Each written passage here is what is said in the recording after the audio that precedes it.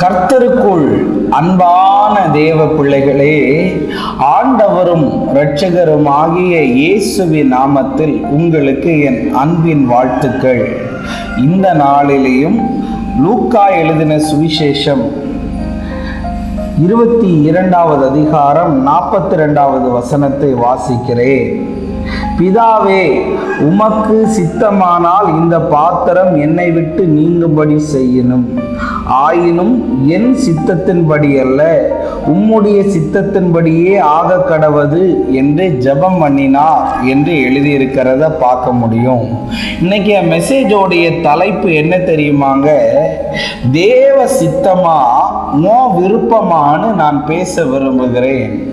இயேசு கெத்செமனை தோட்டத்துல பிதாவை நோக்கி ஒரு ஜெபம் பண்ணுகிறார்.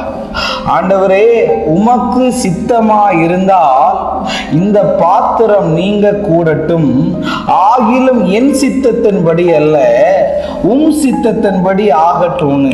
அதனாலதான் என் மெசேஜுக்கு நான் ஒரு தலைப்பை கொடுத்தேன், தேவ சித்தமா முன் விருப்பமா என்று.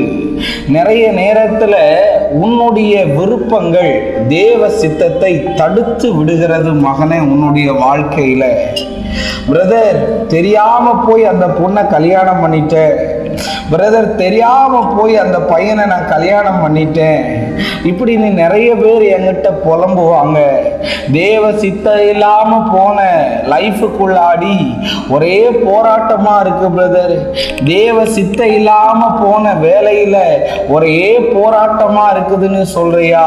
இன்னைக்கு தேவ சித்தத்துக்கு ஒன்னு ஒப்பு கொடுத்தால் தேவன் ஒன்ன ஆசீர்வதிக்க உண்மை உள்ளவராய் இருக்கிறார். ஒரு வசனத்தை காண்பிக்கிறேன். 1 சாமுவேல் 8வது அதிகாரம் 7வது வசனம். அப்பொழுது கர்த்தர் சாமுவேலை நோக்கி, ஜனங்கள் உன்னிடத்தில் சொல்வதை எல்லாவற்றையும் அவர்கள் சொல்லை கேள். அவர்கள் உன்னை தள்ளவில்லை, நான் அவர்களை ஆளாதபடிக்கு என்னையே தள்ளினார்கள். இஸ்ரவேல் தேசத்துல ராஜா இல்லாம இருந்தபோது தேவன்தான் அவர்களை ஆளுகிறவராய் இருந்தார். ஆனா அந்த இஸ்ரவேல் ஜனங்கள் தன்னுடைய விருப்பத்துக்காக சவுல ராஜாவாக வேணும் வேணும் வேணும்னு சொல்லி ஒத்த காலில் நின்னாங்களாம். நிறைய பேர் பார்த்துருக்கீங்களா?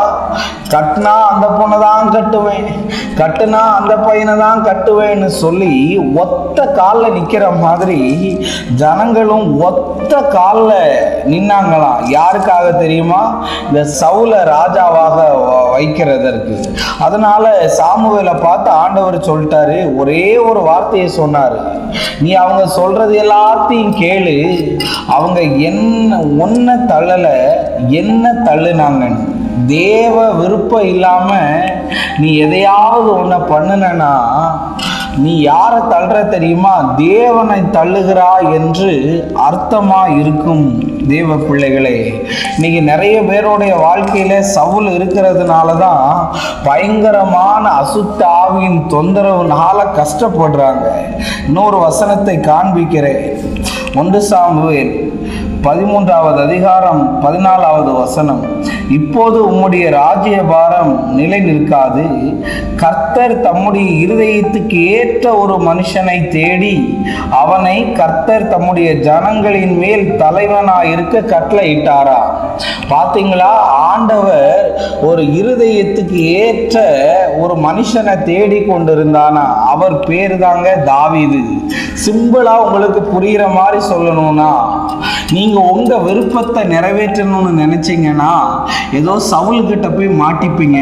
அப்புறம் எனக்கு இந்த சவுல் வேண்டாம் சவுல் வேண்டான்னு கதறினாலும் அது ஒண்ணுமே மாற போறது இல்லை. ஆனா தேவ சித்தத்துக்கு ஒன்னு ஒப்பு கொடுத்தனா உன் இருதயத்துக்கு ஏற்ற தாவீதை தேவன் உனக்கு தர உண்மை உள்ளவராக இருக்கிறார். தேவ பிள்ளைகளே, நிறைய நேரத்தில் உங்கள் விருப்பத்தை தேவ சித்தத்தோடு கூட கலக்காதீங்க. தேவ சித்தம் நிறைவேறட்டும்னு சொல்லி ஜெபம் பண்ணுங்க. கர்த்தர் பெரிய காரியத்தை உங்களுக்கு செய்வார். நிறைய பேர் செய்கிற தப்பு என்ன தெரியுமா? சூஸ் பண்ணணும்னு எதையாவது சூஸ் பண்றது. ஆண்டவர்கிட்ட கேளு, அவர் உனக்கு ஒஸ்டானதை தரமாட்டாரு, பெஸ்டானதை தருவார். நிறைய பேரோட வாழ்க்கையில சவுல் என்கிற தேவ சித்த இல்லாத காரியங்கள் இருக்கலாம். உன் கணவன் அப்படியா இருக்கலாம், உன் மனைவி அப்படியா இருக்கலாம், உன் பிள்ளைகள் அப்படியா இருக்கலாம், உன் வேலை அப்படியா இருக்கலாம். அதுல இருந்து நீ வெளியே வா. ஆண்டவருடைய இருதயத்துக்கு ஏற்ற தாவீதை கண்டுபிடிப்பாய். நம்ம ஜெபிப்போம். அன்பான நல்ல ஆண்டவரே, இந்த நேரத்துக்காக நன்றி சொல்லுகிறேன். ஆண்டவரே, இந்த பிள்ளைகளோடு நீர் பேசி கொண்டிருக்கிறீர். எங்களுடைய விருப்பங்கள் அல்ல, உம்முடைய சித்தம் எங்கள் வாழ்க்கையிலே நிறைவேறட்டும்னு ஜெபிக்கிறேன். பெரிய காரியத்தை செய்யும் இயேசுவின் நாமத்தில் வேண்டுகிறேன் நல்ல பிதாவே. ஆமேன், ஆமேன். God bless you. கர்த்தர் உங்களை ஆசீர்வதிப்பார்.